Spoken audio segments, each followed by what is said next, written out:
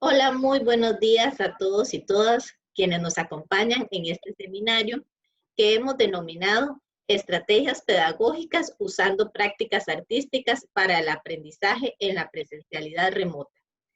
Este evento ha sido organizado por la Vicerrectoría de Docencia de la Universidad Nacional en colaboración con la Escuela de Arte Escénico.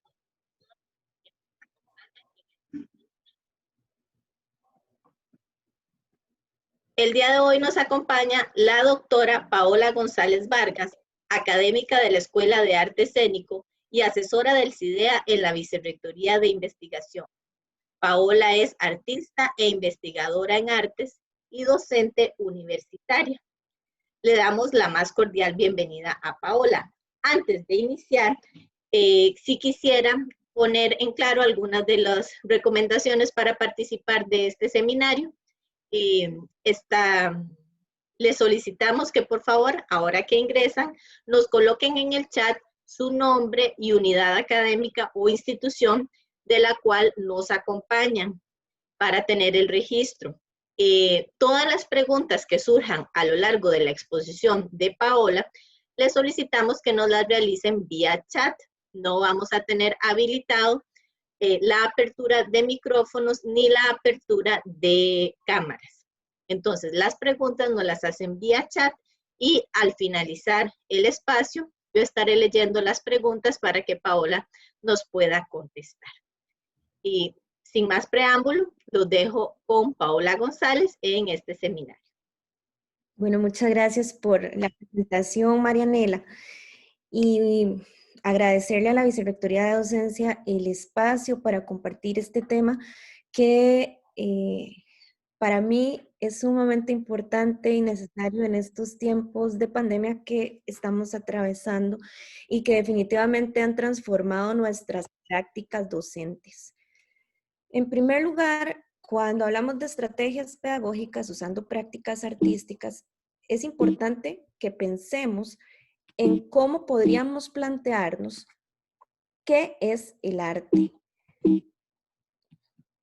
El arte, como bien lo sabemos, tiene muchísimas acepciones que atraviesan sobre todo diferentes contextos históricos, sociales, culturales, pero que desde inicios de la historia de Occidente nos ha acompañado siempre y que ha formado parte muy importante del desarrollo humano.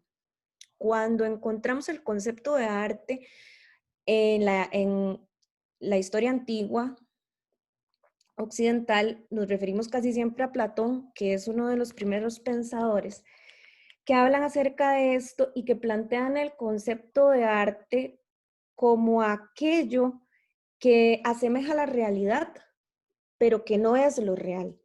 Esto empieza a suponer un problema bastante importante porque la función que se le da al arte en este contexto es una función muy representacional y que tiene que ver con esa búsqueda del ser humano para poder comprender mejor su entorno y, por supuesto, comprender mucho mejor todo lo que nos rodea.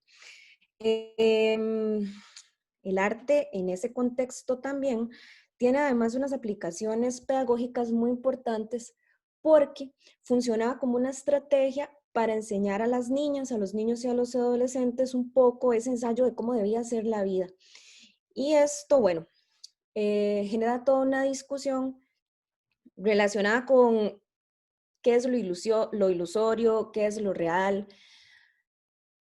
Esta concepción del arte se va a desarrollar muchísimo más después con toda la evolución del pensamiento occidental y vamos a atravesarnos en la modernidad porque fundamentalmente es una de las nociones estéticas que mantenemos hasta hoy en día, que tiene que ver con las categorías de apreciación estética.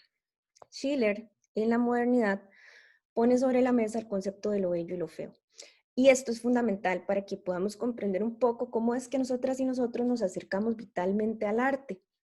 Por otro lado, más adelante Kant va a plantear que este asunto de lo bello y lo feo también es equiparable a lo bello y a lo sublime. Lo bello como lo bueno, lo sublime como lo inalcanzable, lo incomprensible y aquello que nos da miedo.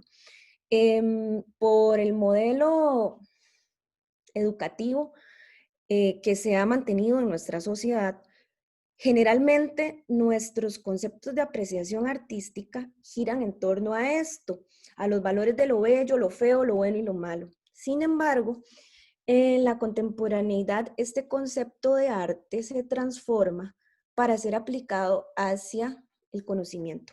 El arte como una forma de percibir el mundo y por lo tanto una forma de construir nuestro contexto, construirnos a nosotras mismas, nuestras identidades y cómo nuestra apreciación del mundo se convierte en una manera de asimilarnos y adaptarnos mucho mejor a nuestro entorno.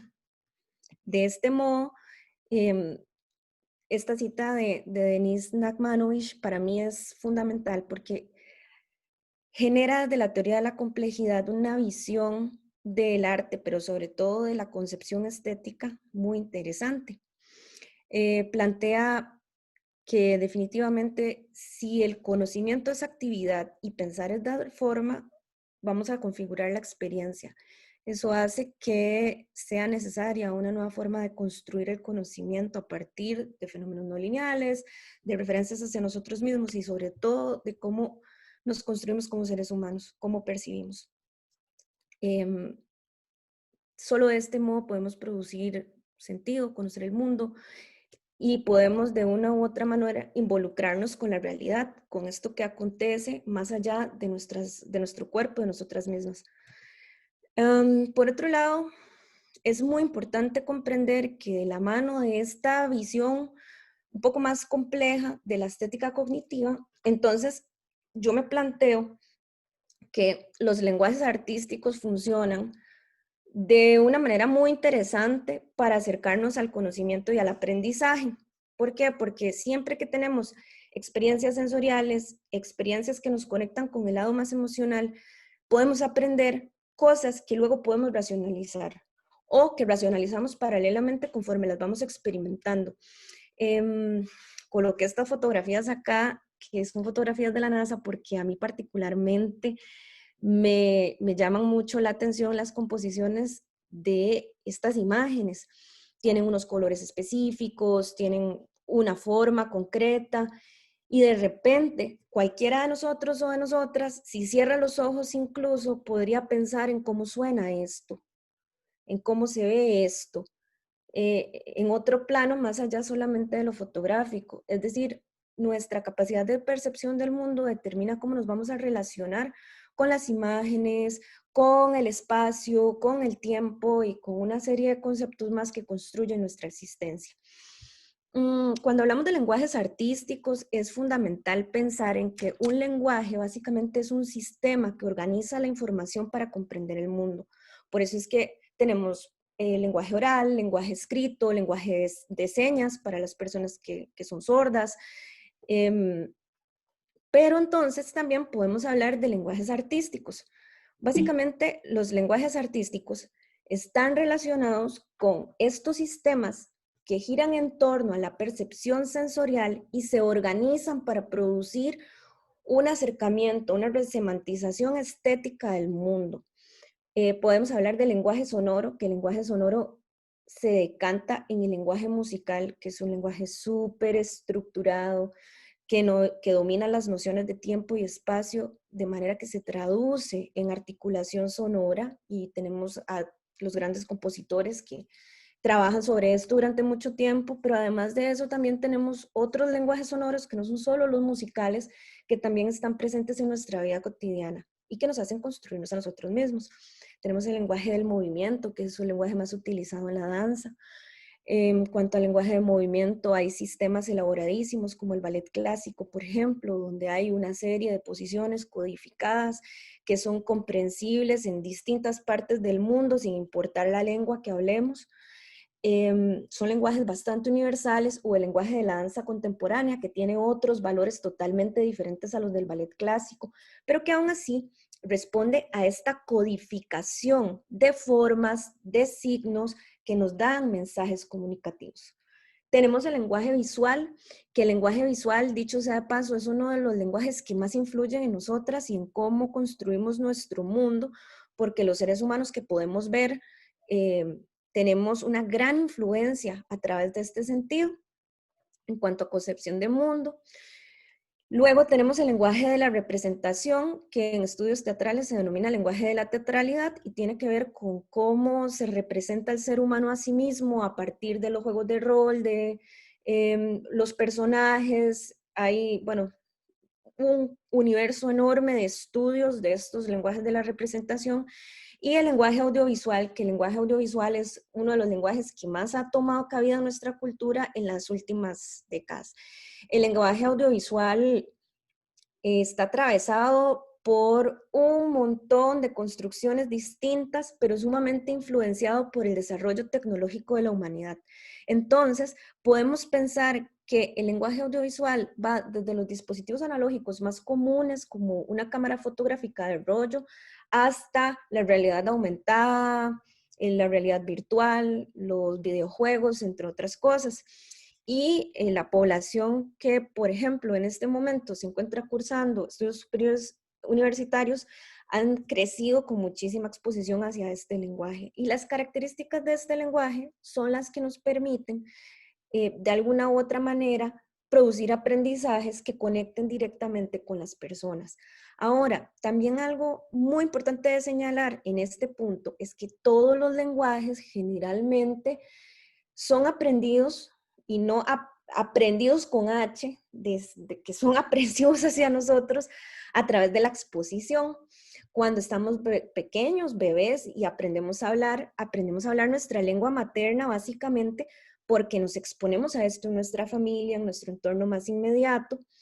Del mismo modo, la escritura, que es un proceso articulado en el cual se expone al niño y a la niña a una serie de procesos que le permiten adquirir el dominio de ese lenguaje. Y con las artes sucede exactamente lo mismo. Este lenguaje sonoro, visual, del movimiento audiovisual y de la representación son lenguajes que también se adquieren a través de la exposición desde edades tempranas. Por lo tanto, es muy probable que las personas que tengan mayor exposición a estos lenguajes tengan una capacidad de profundización en ellos para generar conocimientos de otros tipos más elaborados que las personas que no. Sin embargo, esto no quiere decir que sea inaccesible o que no exista la posibilidad de que todos los seres humanos nos vinculemos desde lo emotivo y lo sensorial con los lenguajes artísticos. Porque aquí entra un tema fundamental que es el tema de la percepción. La percepción como concepto no fue muy estudiado sino hasta el siglo XIX aproximadamente, cuando se comienzan a desarrollar los estudios acerca de fisiología del ser humano. Y entonces hay un interés desde la perspectiva médica de plantearnos cómo funciona nuestro organismo. Y no solamente en términos de salud y de medicina, sino también de organización. Hoy en día hay muchísimas teorías de la percepción. Quizá algunas y algunos de los que estamos aquí hemos escuchado hablar, por ejemplo, de la Gestalt, que es muy conocida, entre otras. Pero básicamente la percepción es este fenómeno por el cual nuestros sentidos, que no son solo 5, ahora sabemos que hay muchos más, nos permiten contactarnos y comunicarnos con el mundo. Es un proceso orgánico que sucede en nuestro cerebro, depende mucho de nuestra bioquímica, depende de las circunstancias subjetivas y personales de cada quien.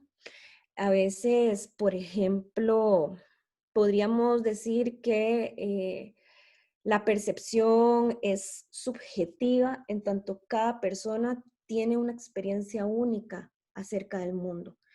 Y esto se traduce en sensaciones, en emociones, en estímulos que definitivamente despiertan a través del cuerpo la posibilidad de estar en el mundo y la posibilidad de relacionarnos con los otros, de relacionarnos con nosotras mismas y con nuestros propios pensamientos. Dentro de las áreas de percepción, en las artes, en las diferentes áreas artísticas, estudiamos, bueno, la percepción visual, espacial, olfativa, auditiva, sinestésica, senestésica. Muy importante, la percepción del equilibrio del cuerpo, del tiempo, de la forma, del espacio. Todo esto es lo que nos permite ubicarnos en este marco, como diría Irving Goffman, que es nuestro marco de referencia de creación de mundo. Por lo tanto, las diferentes áreas artísticas se ubican o ubican su materia prima de trabajo en la percepción del ser humano. Lo que sucede es que no solamente se da el proceso de percepción, sino que también, como decía hace un rato, hay un proceso de reelaboración para comprender el mundo. Si regresamos un poco a lo que les venía comentando al inicio de la historia del arte, cuando en la modernidad tenemos esta concepción dicotómica de lo bello, lo feo, lo sublime y lo bello, también se dejan por fuera muchos procesos que pertenecen o obedecen a esta noción compleja de cuerpo y a esta noción compleja de ser humano, donde cuerpo, mente, espíritu son una sola cosa, responden a un solo ser. Y este ser que tiene todas estas capas o estos diferentes órdenes, definitivamente no funcionan por separado, están integradas. Ahora, por el desarrollo histórico en Occidente, las artes en un periodo muy concreto en la modernidad se dividieron en bellas artes y es lo que la mayoría de nosotras y nosotros conocemos como, bueno, música, danza, teatro, pintura, pero en la contemporaneidad, al cambiar y girar este concepto de estética que planteaba anteriormente, también un poco ese concepto de la división de las artes. Y por eso es que en la actualidad el arte contemporáneo está más orientado hacia la intermedialidad o la multi-inter, transdisciplinaridad, codisciplinaridad y a procesos que integran los lenguajes artísticos. Ahora, bueno, quisiera como que nos centremos un poquito en qué es una práctica artística. El concepto de práctica artística es un concepto contemporáneo, es un concepto que nace en el siglo XX como parte de esta ruptura que hay con la tradición clásica de lo que considerábamos en Occidente arte. Tenemos que las prácticas artísticas también es un concepto muy ligado a la investigación en artes y se define como formas particulares de producción de conocimiento por medio del arte. Es decir, utilizamos esos lenguajes artísticos que les estaba planteando hace un momento y los convertimos en formas de producción de conocimiento del mundo en general. Las prácticas artísticas utilizan medios específicos para expresar, para representar el mundo, y esto solamente sucede a partir de la percepción de los sentidos. Henk Bordov, que es uno de los teóricos que ha desarrollado en los últimos años conceptos acerca de la investigación en artes, plantea que lo característico de los productos y procesos y experiencias artísticas es que en y a través de la materialidad del medio se presenta algo que trasciende la materialidad. Y por eso es que podríamos decir que parte de estos procesos de aprendizaje que se dan en el ámbito de las prácticas artísticas conectan con el ser humano desde lo emocional. Y definitivamente esta experiencia lo que hace es que no solamente se materialice una construcción de mundo, sino que además esa construcción de mundo se vincule directamente con la persona. Ahora un poquito lo que yo quería proponer es lo que yo llamaría aprendizaje basado en prácticas artísticas. Hay otras personas teóricas que le denominan aprendizaje basado en proyectos de creación artística. Esto depende mucho de cómo se enfoque y se abarque, pero básicamente de lo que estamos hablando es de los procesos de aprendizaje en los que podemos utilizar estas prácticas que mencionaba hace un momento, que pueden ser muy variadas. Por ejemplo, si hiciéramos una lista de prácticas artísticas de 1900 al 2020, tendríamos muchísimo de qué hablar y podríamos especificar en cada una de las líneas conceptuales que se generan, pero para efectos de nuestra aplicación en el campo docente podemos partir de lo más general hacia lo más particular, según sea también nuestro nivel de acercamiento como mediadoras y mediadores a los lenguajes artísticos, entendiendo que al muchas veces nosotros no estar vinculadas directamente en los procesos de aprendizaje de las artes, nuestras nociones artísticas son nociones artísticas más generales. Y eso también está bien. Lo que planteo yo es que estrategia pedagógica es igual a crear contextos de aprendizaje. Y aquí es donde voy a introducir un poquito como esta lógica de la virtualidad o de la presencialidad remota, como le llamamos acá en la universidad, porque esto ha venido a transformar, como les decía al puro inicio, nuestras prácticas. En primer lugar, para crear contextos de aprendizaje, tenemos siempre que pensar en cuáles son esas condiciones que tenemos, esas condiciones dadas para ejecutar el contexto de aprendizaje.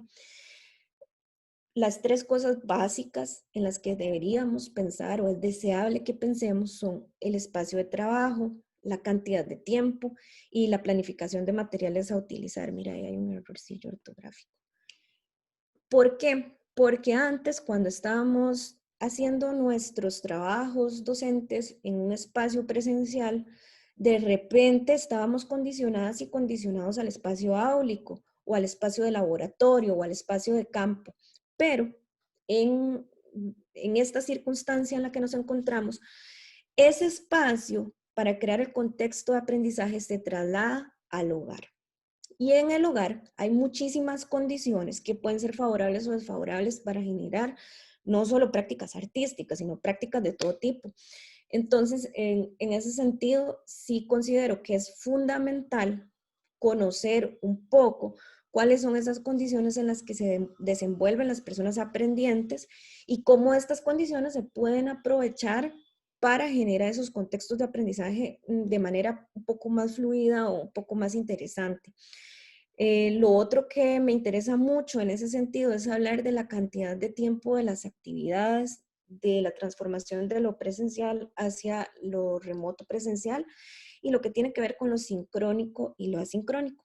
Nuestro cuerpo es básicamente nuestro medio de comunicación con el mundo y en este momento pasamos muchísimas horas sentados frente a la pantalla, pasamos muchísimas horas expuestas y expuestos a dispositivos móviles que de una u otra manera también transforman ese estar con nuestro cuerpo y inciden directamente en cómo las personas aprendientes asimilan las prácticas. Por lo tanto, es fundamental dentro de ese contexto de aprendizaje planificar el tiempo en el que se pueden ejecutar actividades y cuáles actividades realmente necesitan una sincronicidad y cuáles pueden ser aprovechadas desde lo asincrónico. Ahorita cuando profundice un poquito en algunas de las cosas que podemos hacer, tal vez pueda ampliar un poco sobre este tema. Por otro lado, las técnicas. En el caso de las prácticas artísticas, siempre es muy importante que pensemos cuáles lenguajes artísticos son cercanos a la persona mediadora y a las personas aprendientes. Y en este sentido, también es fundamental que nosotras y nosotros, como académicas y académicos, hagamos un trabajo constante por acercarnos a este tipo de lenguajes si nos interesa introducirlos dentro de la práctica docente, porque solo nuestra experiencia nos va a permitir ofrecerle esos espacios también a las personas que están en la situación de aprendizaje. Y por último, los recursos. Siempre tenemos que pensar en cuáles recursos están en función de los contenidos que se abarcan en el programa. Eso claramente depende mucho del área de conocimiento y las asignaturas. Sin embargo, prácticamente en todas las áreas del conocimiento se pueden encontrar recursos que utilicen lenguajes artísticos, desde el cine hasta, no sé, pasando por el documental hasta la parte plástica como la elaboración de collage, crear modelos con materiales como barro, como plasticina. Y yo entiendo que podríamos pensar que estas son actividades para personas más pequeñas, pero en realidad este trabajo de acercarse a las prácticas artísticas es algo que nos conecta con la vitalidad a cualquier edad. Nos conecta con la vida, nos conecta con nuestro cuerpo, pero sobre todo nos conecta con el hacer. Por otro lado, también es muy importante destacar que esos lenguajes cercanos a nosotras y a nosotros se pueden establecer muchísimas veces combinando medios. ¿Qué quiere decir esto? Desde el medio más analógico, que tiene que ver con cómo hago yo, con mi cuerpo, con mis manos, sin estar frente a la pantalla, y cómo hago yo con aparatos tecnológicos en la pantalla y en otros dispositivos. Para esto, el aprendizaje basado en prácticas artísticas también funciona muy bien como el aprendizaje por proyectos. Y estos proyectos pueden durar 1 hora, un día, meses y hasta años. Tomado de Cairo Rodríguez, extraigo esta tabla que trae acá 4 cosas fundamentales, bueno, 4 categorías fundamentales de tipos de proyectos que se pueden implementar, más o menos para que nos orientemos cómo podemos aplicar esto directamente en nuestros cursos. El primero es el proyecto de creación. Es uno, por ejemplo, de los que yo más utilizo en las clases que imparto. Y como dice acá, son experiencias cuyo propósito principal es hacer, es producir, crear, dar cuerpo a una idea, hacer algo, siempre pensando en una forma final material, que esa forma puede ser desde un poema hasta una escultura, hasta un video, hasta una serie de fotografías, una canción, tratando siempre de trascender el formato de la escritura, porque en nuestro contexto académico nos quedamos siempre muy pegadillas a el formato de lectoescritura. Es decir, leemos material, hacemos comprensión de lectura a través de la escritura. Y bueno, hay muchísimas formas de hacer comprensión lectora, por ejemplo, mediante otros formatos que impliquen proyectos de creación. Por otro lado están los proyectos de recreación, que aunque su palabra suena como algo recreativo, que no genera aprendizaje, más bien es todo lo contrario, porque el propósito es apreciar, consumir, disfrutar de manera positiva y placentera experiencias estéticas. ¿A qué me refiero con esto? Bueno, podemos escoger desde un muy buen documental sobre una temática que se ajuste a los contenidos del curso, hasta ver, por ejemplo, una obra de teatro en línea, música y muchas otras cosas más que podemos encontrarnos, por ejemplo, en Internet. El tercer nivel sería el proyecto de problematización, que a mí me parece muy interesante. Es cuando nuestro propósito fundamental es solucionar un problema, resolver una dificultad, eh, profundizar desde el ámbito intelectual y responder preguntas. Por lo general, esto conlleva una provocación de parte del mediador. No sé, dependiendo del campo de estudio, las preguntas pueden ser múltiples, pero para poner un ejemplo, yo puedo decir, bueno, ¿por qué los hongos tal se desarrollan mejor en el trópico que en el ártico? No sé, algo muy obvio, pero podríamos profundizar en esto a través de un proyecto de problematización que utilice lenguajes artísticos para ir desengranando el problema y generando soluciones y aprendizajes. Y por último, un proyecto de especialización, que estos también son los que se utilizan mucho ya de por sí en el aprendizaje de técnicas artísticas y también en otros aprendizajes de otras áreas del conocimiento, que tiene que ver con adquirir grado de habilidad, destreza en un campo de disciplina, tema específico. Yo acá en esta diapositiva lo que quiero es como colocar deseos para nuestras prácticas pedagógicas a partir de las prácticas artísticas. Creo que esta es como una escala fundamental en la que siempre pienso como a la hora de planificar una actividad o varias actividades en curso, cuando estamos en el proceso de redacción de los programas de curso, que siempre pensemos en experiencias motivadoras e interactivas, entendiendo por interactivas aquellas que pueda la persona aprendiente involucrarse con algún otro. Puede ser con sus compañeros, puede ser con otras personas, con la comunidad, con su entorno familiar, con su entorno doméstico. Yo, por ejemplo, en el ciclo anterior y en este ciclo tuve la maravillosa experiencia de generar pequeños proyectos en los que las personas estudiantes de una u otra manera implicaban a su familia, que era el entorno cercano que tenían en casa, y realmente eso genera una sensación de identidad profunda con el aprendizaje y es mucho más provechoso. Luego, equipos conformados por sus pares, Aquí me refiero a que la organización de grupos y equipos de trabajo surja de la sinergia, no necesariamente de la imposición, y para eso hay que generar mecanismos útiles en la virtualidad o en la telepresencialidad, los grupos de WhatsApp, grupos específicos en redes sociales como Facebook, foros en el aula virtual, el chat del aula virtual, que es fundamental para mantener como comunicación en las clases. Luego, siempre pensar en actividades que retengan la atención de la persona aprendiente, sobre todo porque nuestras generaciones actuales tienen tiempos de atención mucho más cortos por la sobreestimulación que existe con relación a la tecnología y a la pantalla, porque también han crecido jugando videojuegos, viendo videos y otras cosas que genera que estos tiempos de atención sean cada vez más pequeños. Incluso, digamos, por ejemplo, con la lectura. Muchas veces para abordar lecturas muy profundas o muy complejas, quizá hay que plantearse cuánto tiempo necesitamos para hacer esto, fragmentar la lectura o generar algunas dinámicas con la lectura que nos permita una contribución para que realmente el conocimiento pase y se aprenda en el cuerpo de la persona aprendiente. Luego, provocar interacción es fundamental. Necesitamos vincularnos. Yo ahorita me siento muy sola hablando acá, pero es parte de eso.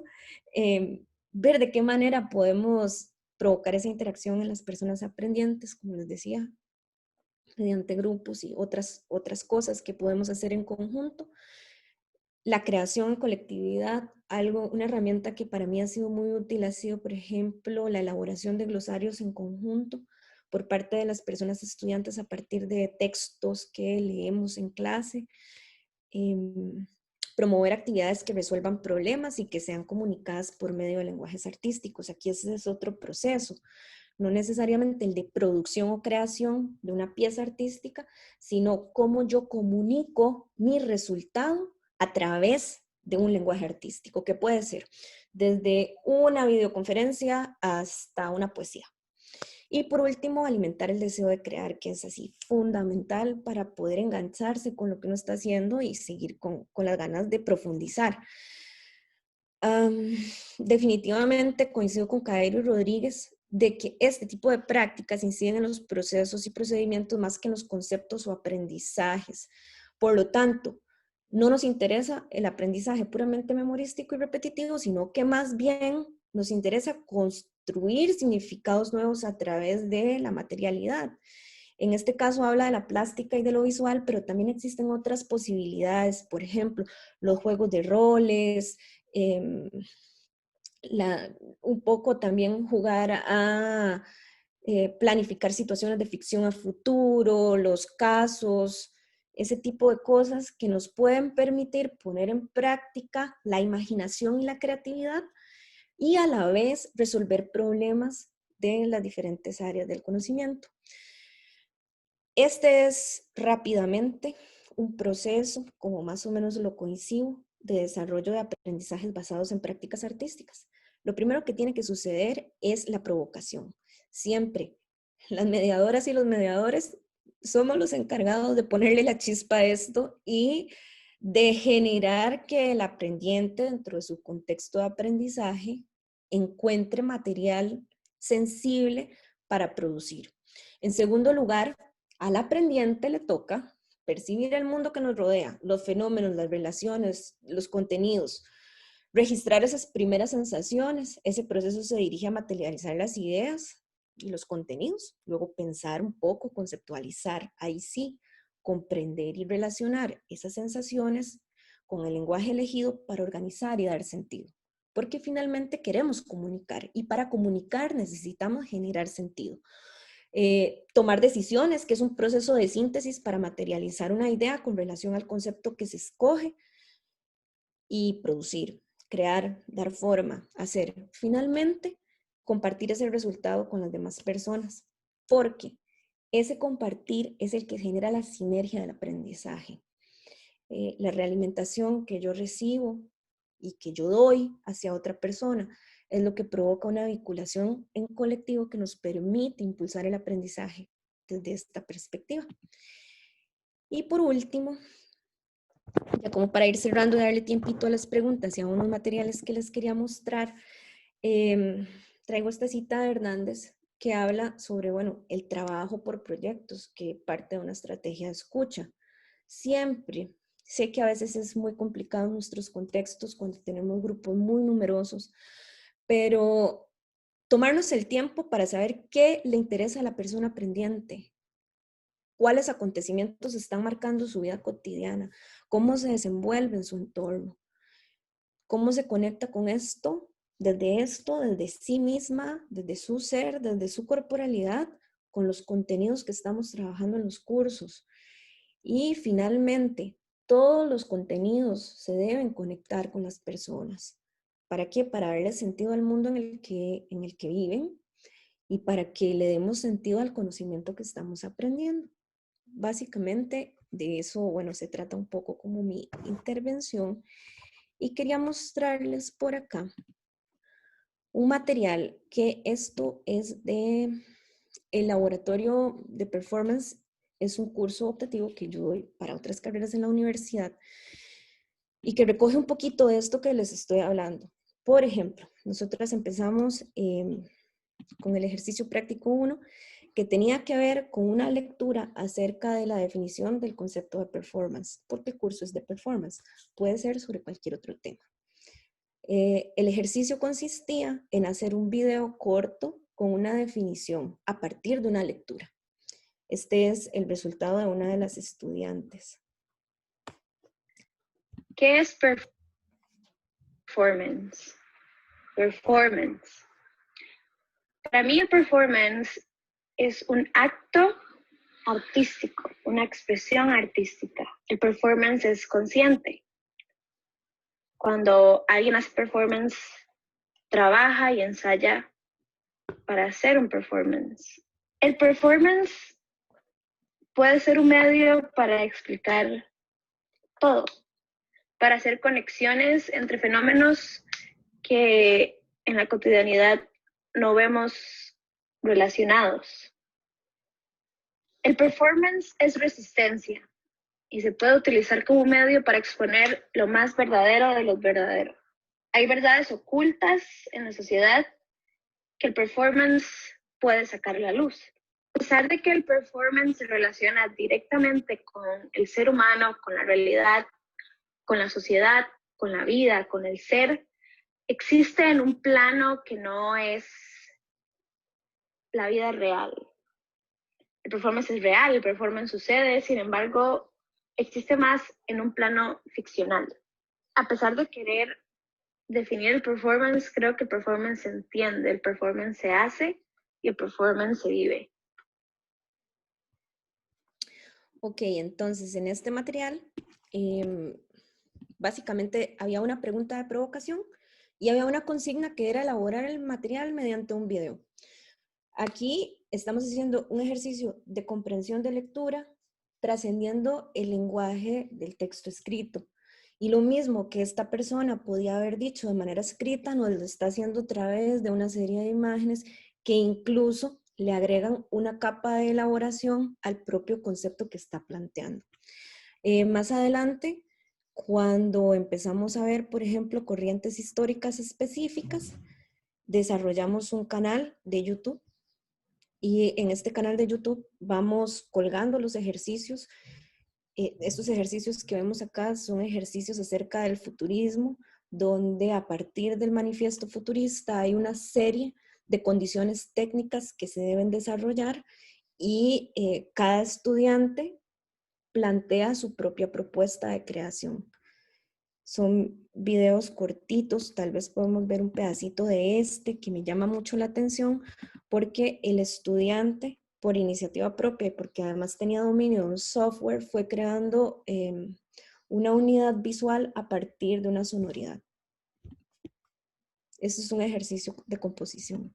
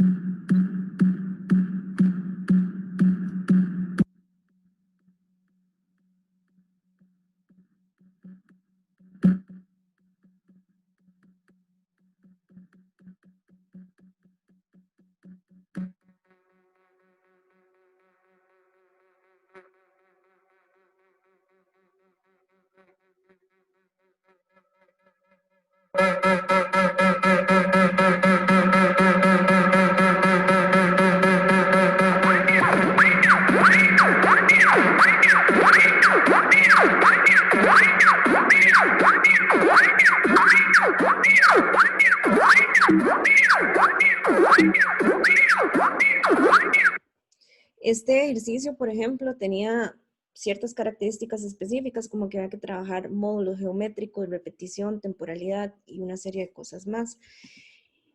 Y por último, la última cosa que les quería mostrar es, por ejemplo, otros usos más allá del video, como las series fotográficas. En este caso, este es un ejercicio de fotografía, donde la persona estudiante realiza una síntesis donde profundiza sobre color, matiz, contraste y resolución. Esto se podría aplicar perfectamente a cualquier contenido, a cualquier otra disciplina, un ensayo fotográfico. Y bueno, eso era un poquito lo que les quería compartir esta mañana para que nos quede un tiempito para hacer preguntas. Muchísimas gracias. Gracias, Paola, por tu exposición. Bueno, hay pocas preguntas de momento. Nos preguntan, ¿qué ejercicios o dinámicas nos recomiendan para incentivar la interacción en clases? Bueno, yo particularmente, como les digo, recomiendo mantener como muchísima comunicación con los estudiantes y experimentar a través de las cosas que les son familiares. Por ejemplo, los grupos de WhatsApp, las redes sociales. Esto puede permitir generar muchas dinámicas en entornos virtuales, en entornos de Internet, que se pueden aprovechar para la profundización de conceptos académicos y para profundizar también en el estudio de diferentes temáticas. Por otro lado, como les decía, tres cosas que a mí me parecen fundamentales y que son herramientas que se encuentran en el aula virtual de la Universidad Nacional son los foros acerca de contenidos específicos, los glosarios que se crean en conjunto a partir de lecturas, donde vamos definiendo significados, donde vamos planteando preguntas y respuestas por parte de los mismos estudiantes para ir construyendo un conocimiento común. Y otra cosa que me parece también fundamental son como los grupos de trabajo colaborativo en línea.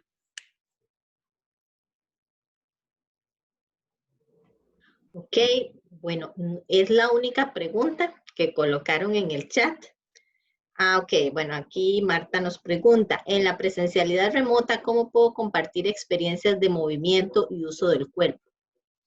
Ay, eso es todo un tema. Bueno, hay muchísimas posibilidades de hacerlo, pero para eso necesitamos primero pensar en cómo configurar el espacio. Por lo general, en las casas tenemos espacios muy pequeñitos para trabajar desde nuestra corporalidad. Sin embargo, siempre es posible hacerlo adecuándolo previamente. Eso implica muchas veces mover muebles, buscar espacios domésticos en los que podamos realmente extender nuestro cuerpo un poco más que solamente estar aquí sentadas y sentados. Implica también que tenemos que buscar una posición de la cámara, de la computadora, de manera tal que la apreciación del cuerpo no sea del pecho para arriba, sino que sea del cuerpo completo.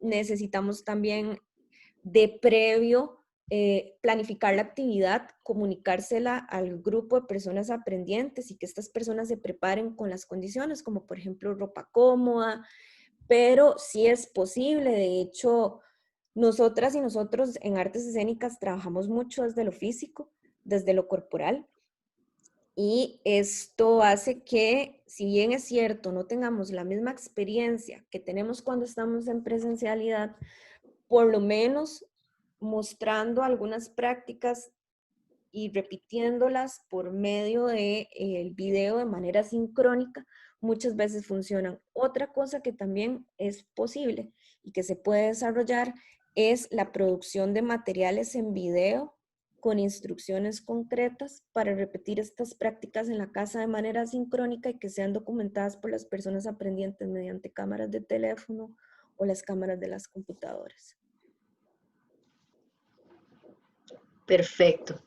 Pues bueno, no hay más preguntas en el chat, así que agradecemos montones a la doctora Paola González por su participación, por todas estas experiencias y todas estas ideas que nos compartió en este espacio.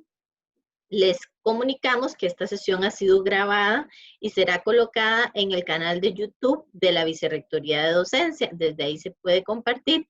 Y también en el espacio de autoaprendizaje que se ubica en el aula virtual de la Vicerrectoría, ahí se colocará el link. De nuestra parte, les damos las gracias a todos quienes nos acompañaron en esta sesión y de esta forma damos por finalizada la sesión. Muchas gracias. Hasta luego.